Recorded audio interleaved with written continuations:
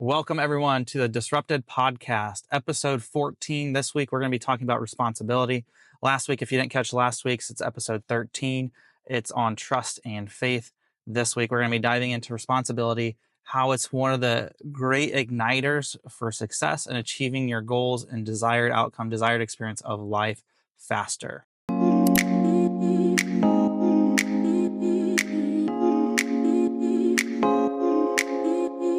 Let's dive into responsibility. One of the things that we're going to cover in this too is really how to learn faster, how to pay attention. So responsibility is one of the pillars of this, and it's also learning. So self-awareness and then just awareness as a whole is going to be a big one. I'm getting ready to do a video on YouTube that's going to go over the sick cycle of why people stay sick. I know there's a podcast episode back on this, but I'm going to do a visual of it. I have a chart that I always reference to, so I can create some visuals for people and really help them start to see what they're actually doing and then offer them a different picture. So there's a saying, it's a life thing. We want to hold on to this. If you're taking notes or if you're listening, don't take notes while you're driving, but just come back to this marker and then listen to it again and take the note, is we hold the most dominant image in our head. So if we say something like, hey, I don't want something, like I don't want this bad thing to happen. I don't want to not be able to pay my bills. I don't want to put on extra weight. I don't want to be single the rest of my life, right? And if we hold on to those things, that's what we're going to attract. Your brain, you've heard the saying that your brain doesn't know the difference between not and for, right? So with that, it's just what image that we're focusing or putting the most energy towards. So for me, you can say those things, but then it's like, well, what would an image of what I want look like? And then I focus on that and create that because that's what I'm going to draw in. You're going to draw on, I always use the example of marriage as the example. I hear people say all the time, I don't want to marry someone like my dad. I don't want to marry someone like my mom. And who do they end up marrying? Someone exactly like their mom or dad. Why? Because that's the image that they're holding versus saying, hey, I don't want to marry someone like my mom or dad. This is the person that I want to marry, right? And then you're attracting that image. And typically, if you're attracting that image, you're going to start to become that image as well.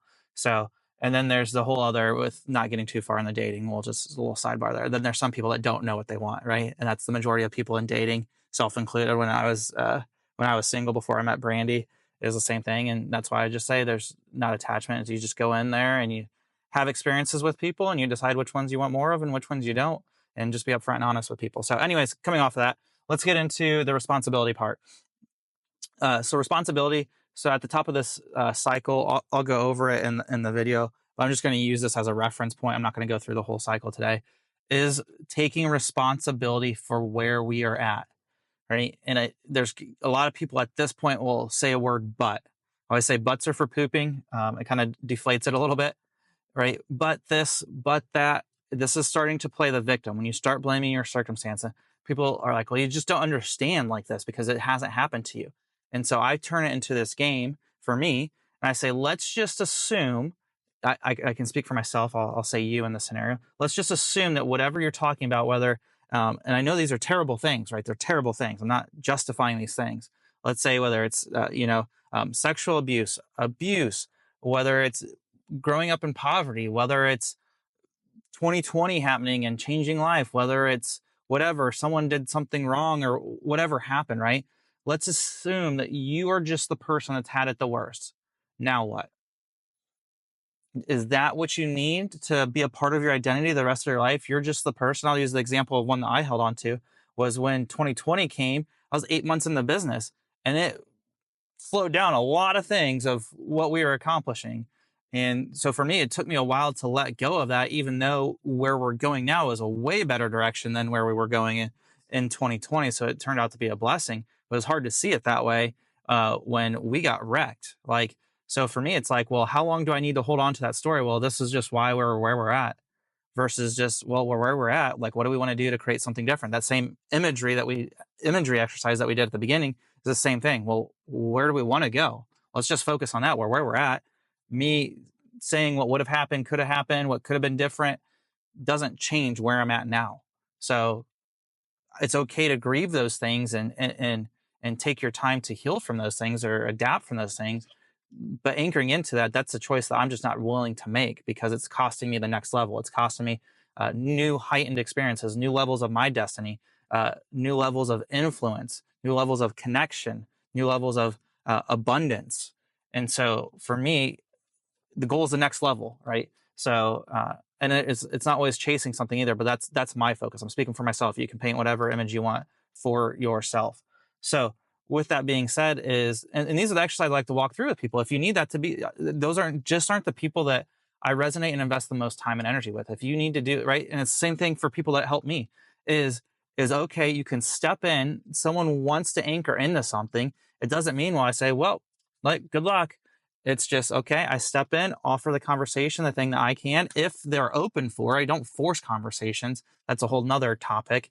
Is you don't force conversations just because you have something to offer. Is people have to be open to receive that, and you learn that by asking questions. Well, do you want to change? Are you happy with where you're at? Do you want to go somewhere else? And if the answer is no, okay, well, if you ever do decide to do that, you know where to find me. Like, that's how simple it is. And same thing. So we have that with friends, like a lot of friends in my life, right? There's certain things that they're healing or growing with. Same for me. And so there'll be a season where we step in together and we're investing that time. And then when they're working on that, there's got to be time and space for them to work on that. And as they're doing that, right, I'm not in there just checking in all the time or whatever. I'm always here. They can come find me. I'll check in every once in a while, but I'm not sitting there pounding a bunch of time and energy if it's something that's they just need to work on. And same thing for me. I have mentors that give me something, and then I need the time and space to go work on it and improve my life. So, but it starts with responsibility. That's the key part, is responsibility. We're talking about healthcare reforms in the practice this week, and we've got some things that people are excited about. Some other people think it's the worst thing ever, and there's some in between. And so we talk about healthcare and these things, and there's the I was just at my barber talking about the health insurance industry and explaining to him of they're worse than the pharmaceutical industry, in my opinion, in what they do, $1 billion industry, and how they set up their policies and all those things, how the doctors get paid. I'll just use the example real quick, and then we'll go into responsibility just to kind of paint this picture. But Anthem Blue Cross Blue Shield here in Kentucky, as a chiropractor, I believe it's like 35 or less for an adjustment, somewhere in the 30s, low 30s for an adjustment 98941 code.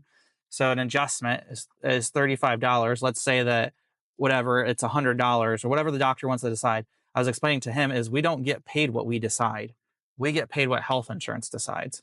So if we have overhead or whatever it is to run our practice, and we need to charge $100 or whatever, $70 or whatever the 60, 50, whatever the number is, right? We don't get that. By going in network, we agree to their fee. So in this example, it was 35 bucks or whatever, or 31, 33, it's somewhere in there. And he was saying how ran out of visits, right? Which is the allowed versus guaranteed. And then anyways, he's paying $25 each time he goes to the visit.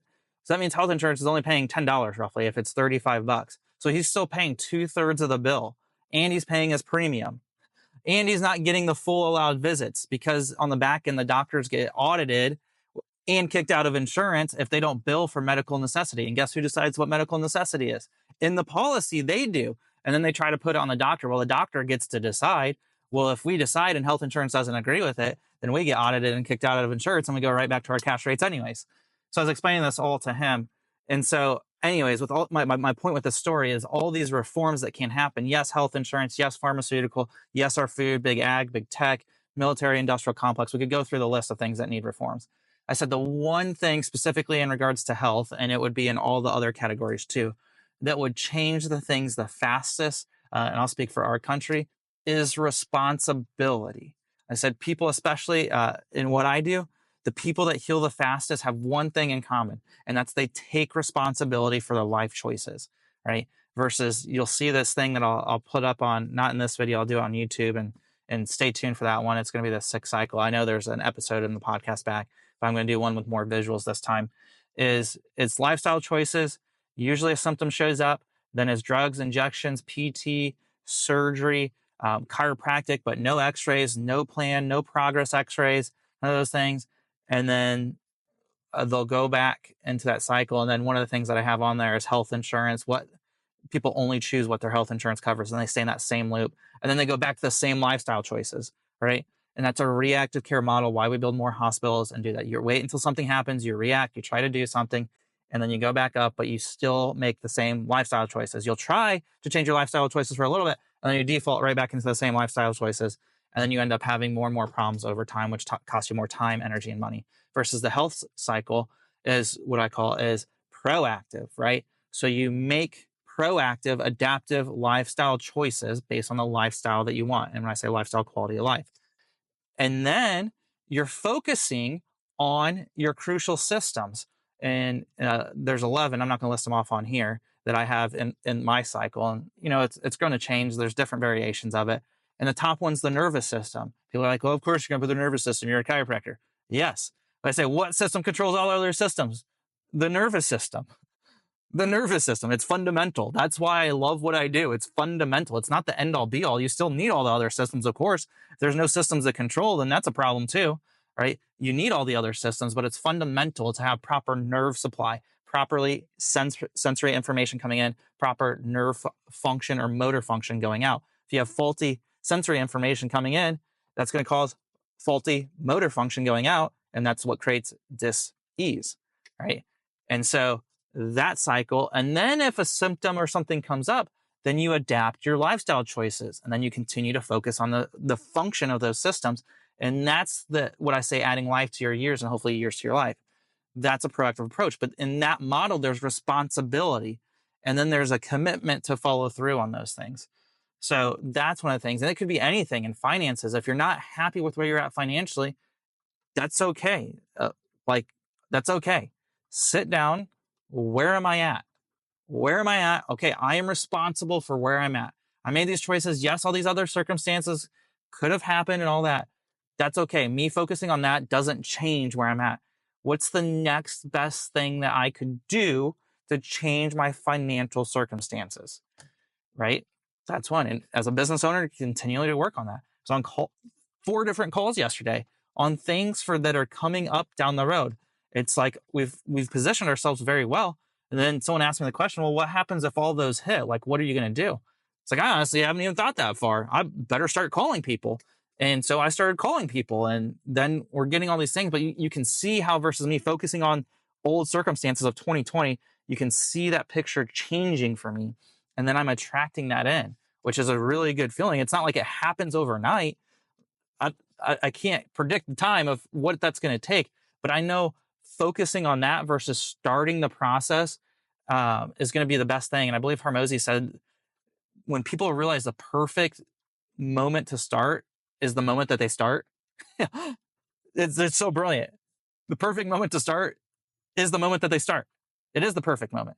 And as you start down this process, you're going to start to learn. And that's why I said at the beginning, the next pillar, and I'm watching the time here, so I'm going to try to keep this under 18 here, or around 18, is learning, right? Being open to learning. So if you're always trying things by yourself, and this is what I was talking to my girlfriend Brandy about, is one of the things I have gotten better at, I'm still not perfect at, is when someone offers something to me, advice, and trust me, there's a lot of people that do it all the time. You should try this. You should look at this. You should add this. And what are your thoughts on this and that? And one of the things that I've worked on, instead of saying like, no, we're good doing what we're doing, is, oh, thank you for sharing that. That's interesting. I'll take a look at that.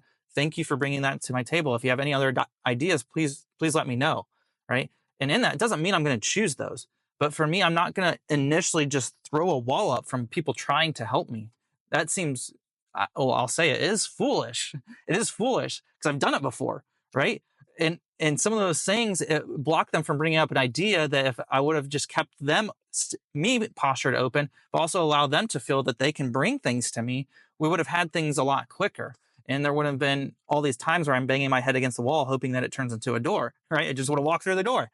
So being able to learn, going into different arenas, like there's people always offering something. Well, do you want to get started? No, not yet. And just being upfront with them. And sometimes it feels weird because we don't want people to know that we're not in a position that we're in a position that we don't want to be, right?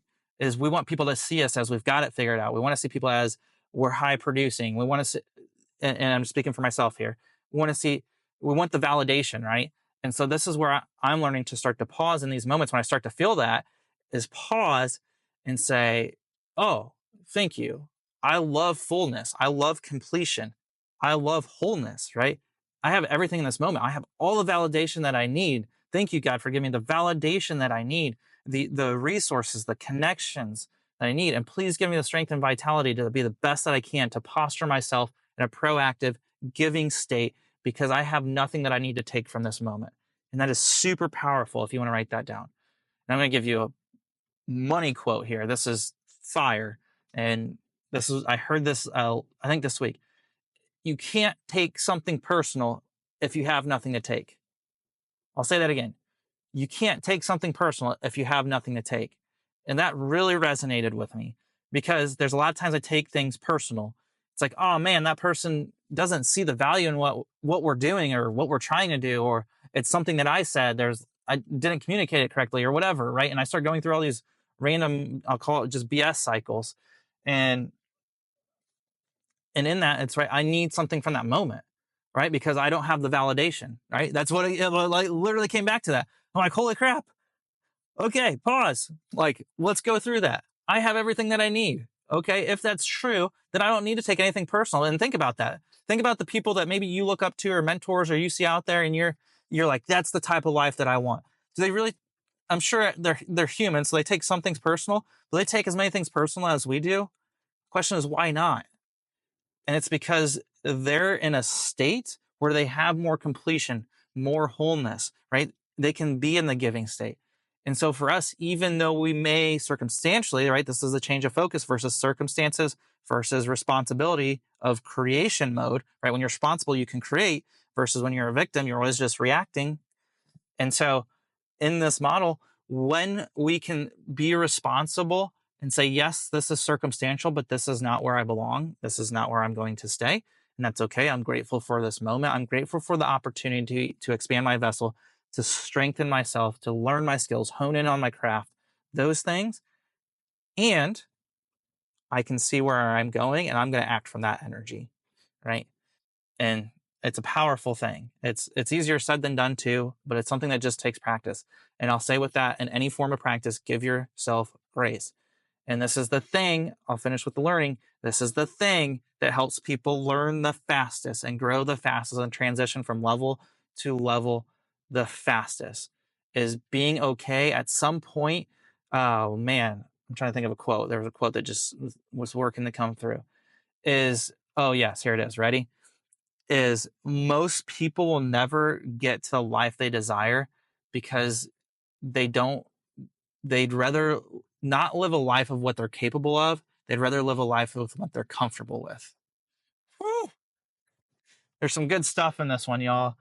They'd rather, instead of getting to the life they're capable of living, they'd rather live a life that they're comfortable with, right? Because you're comfortable. When you don't try new things, you can be quote unquote comfortable, right?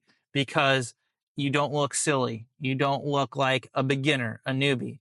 And the people that figure this out the quickest is they realize they get good at something, and then they know that there's to the next level. They've got to find those skills, connections, and things, and look at it from the beginner level again, right? And constantly being able to flip between those, having the confidence in the things that are a craft and that we're very good at, and then switching and being able to say, oh, I didn't consider that. And that's my whole point with the phrasing of when people bring ideas and stuff to me. So, no, I didn't consider that. Oh, thank you for bringing that to the table. Thank you for that. That's a great idea. Something we'll look at. Thank you for bringing that to me. If you have any more ideas, please bring them my way. I appreciate that. Those things, right? Because I understand that I am, as I continue to grow and evolve, as a beginner level. And if you think about it from the God consciousness standpoint, is we're always in the beginner level, right? It's because we can't even fathom what we're in. Like, people are still trying to figure out, is it the matrix? Is it like, we can't even fathom how, like, what we're in, like what we're doing. Right. And that's where, like, for me, the Bible is such a phenomenal reference for these things, because there's so much wisdom and insight in there. And, it's crazy. We can't fathom it. Like, and that's the fun part. So anyways, I'm going to leave it there. I know we went a little over the 18 minutes. Please, if you're watching this on YouTube, I don't know if you can leave comments on Spotify or Apple, but I'd love to hear from you. I'd love to hear what you're taking away, especially those quotes. I would love to hear what you guys are taking away from some of those quotes. Those things are so powerful for me. And I know this is more long form, but if I can get them into a quote or a saying that just really resonates with people, I work on doing that too.